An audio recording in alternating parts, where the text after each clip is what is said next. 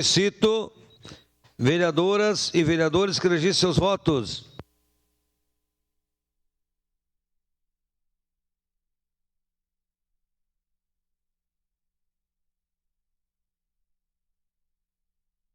Como vota Gladys Frisso?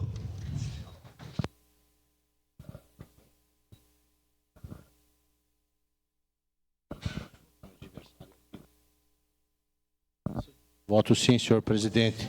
Professor Ricardo Zanquim vota sim. Voto sim.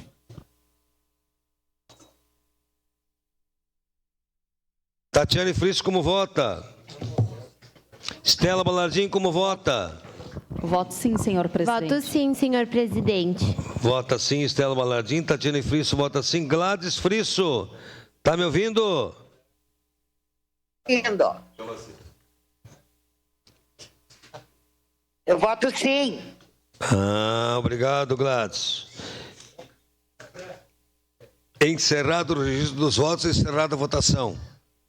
O projeto de lei complementar número 29, 2023, foi aprovado por unanimidade.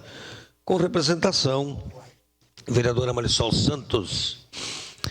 Em segunda discussão e votação, projeto de decreto legislativo número 20.